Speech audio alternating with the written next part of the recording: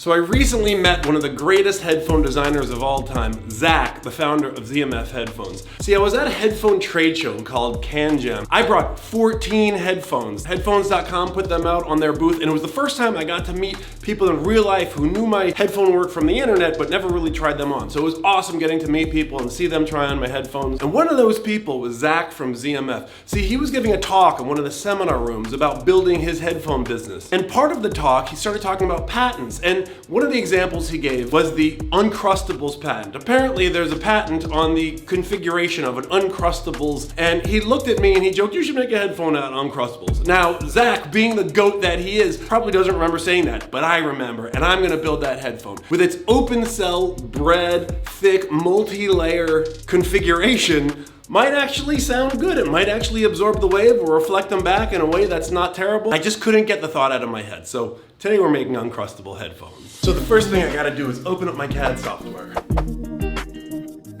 This part is the Uncrustable.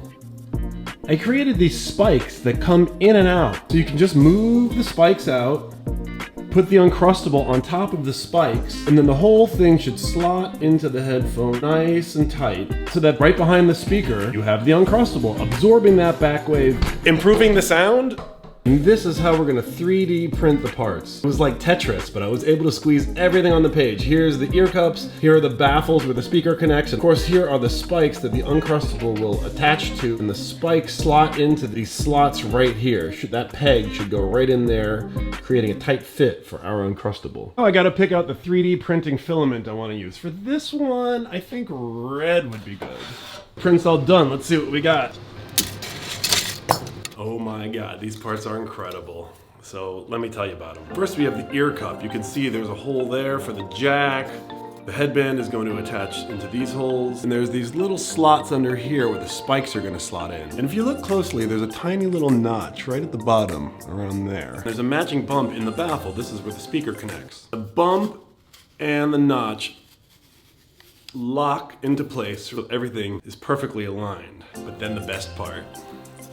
These are the spikes where the Uncrustable is going to clamp down on top of. And once the Uncrustable is situated, it should slide right into these slots. Boom! Look at that. Uncrustable headphones. Almost. Now I gotta wire up these headphones. The first thing I gotta do is get some of these jacks and connect wires to them. That's wire.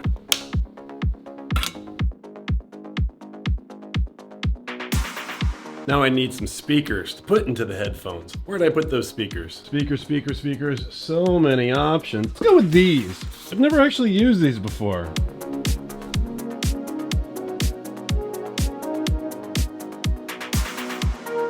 Okay, two things. Firstly, as I was attaching the baffle to the ear cup, so the baffle now has the speaker in it, and the ear cup is this thing, it occurred to me, where do the screws go? As I was designing this, I would usually put the screws into the grill. In this case, the grill being an Uncrustable, you probably can't put screws in that. So I figured, let's just put a pin in that and I'll figure it out later. And well, now it's later and I never figured it out, so I used glue. The second thing is I built a new tool. Look at this thing. What does this do? Well, I found that when pushing a speaker into a baffle like this, and the whole thing is against the table, sometimes air gets stuck under the speaker and crinkles the speaker, sort of ruins the speaker. So I created this perforated platform. I put it down on the table, and then I put the baffle on top of it, and then I push the speaker into it, and all the air has a place to go. No more ruined drivers. Now let's wire the speaker.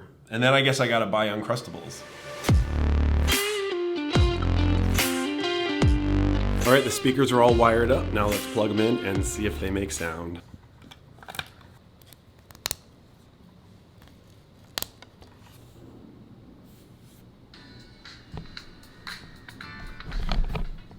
It works!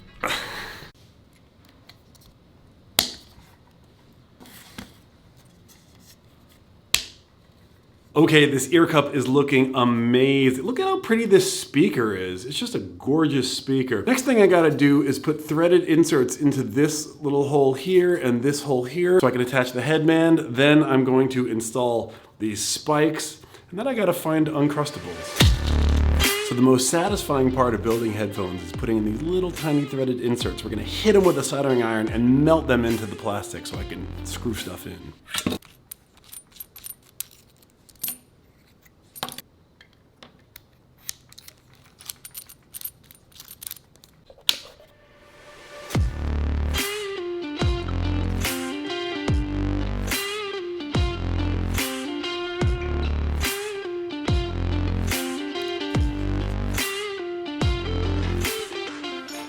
Now, which headband should we use? These will be the best. So there's a lot of different kind of headbands, and the reason why I think this one will be good is because it's straight. A lot of headbands hold the ear cups at sort of like a 10-degree angle so that the wires are facing forward. But this headband is totally straight, which will be good because we don't want our Uncrustables to be off kilter. Okay, I got the headband on, and this is one weird looking headphone so far. It has no grill, no ear cup, but what it does have are spikes. And these things are very dangerous. I made them way pointier than they needed to be. The next thing I gotta do is get ear pads on these guys so they start to look like real headphones. Then we're gonna get the Uncrustable. Ear pads, ear pads, ear pads. To make this headphone work, I had to make the ear cups roughly the same diameter as an Uncrustable, which is roughly 100 millimeters. So we need 100 millimeter ear pads, which I have allegedly right here. Okay, let's get these ear pads on. Oh yeah. Now I don't have any Uncrustables on hand, so I'm gonna order some from DoorDash. That was fast. Time to get these bad boys open. We got our headphone grills. Here we go. Holding myself back from eating it for now. I can smell the peanut buttery goodness.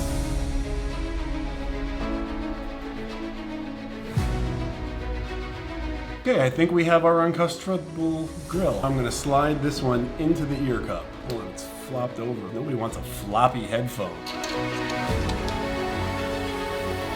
Oh my God, that's the funniest headphone I've ever seen. That's the world's first Uncrustable headphone. Maybe the only one ever. Maybe there didn't need to be one. But there's one now. I'm holding it, I'm smelling it. All right, let's get that second one in. I noticed one side of the Uncrustable is sort of more crimped than the other side. I gotta check out the pad.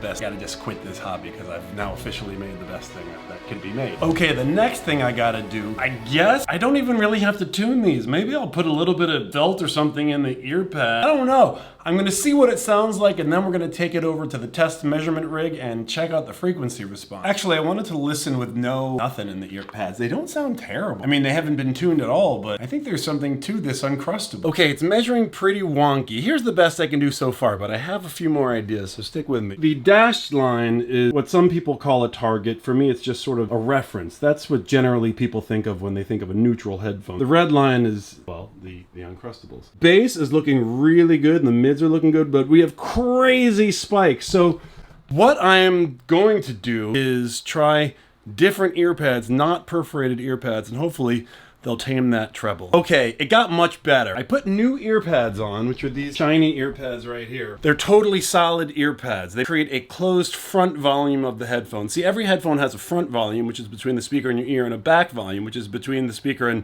well, the Uncrustable. And as you can see, it got a lot better. We have some upper bass there, which honestly, nobody really likes that. It's a little woolly or bloated, a little bit of a bloated sound. It has this deep recess in the mids, which I know a lot of people hate. I love. I like a V-shaped sound signature. Sort of a smooth, peanut buttery, speaking of peanut buttery sound when you cut those mids out. Now, I know a lot of people aren't gonna like that, but I happen to like it.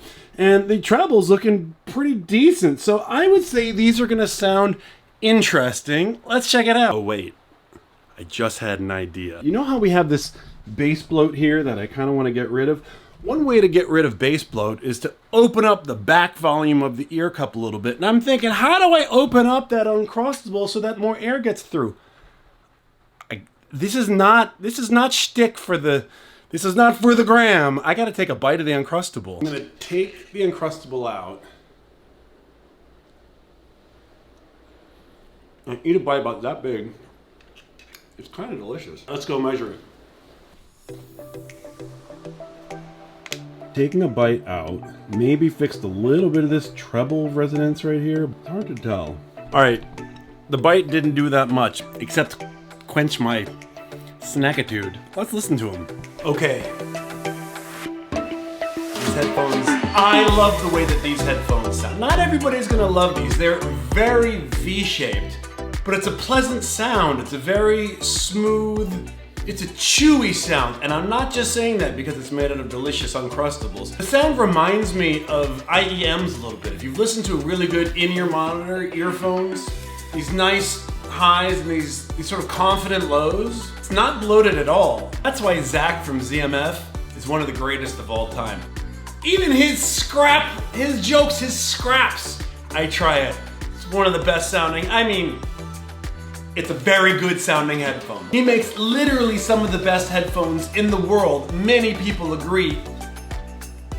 That's why Zach is GOAT. He's goated. He said make Uncrustable headphone, he was making a joke. These are friggin' awesome. And they smell good. These are definitely my best smelling headphones. I'm happy with this headphone build. Thanks for watching. If you like this video, let me know with a like and subscribe, and post a comment down below just to say what's up, or give me an idea for a headphone that you'd like to see me make. And I will see you at the next headphone build.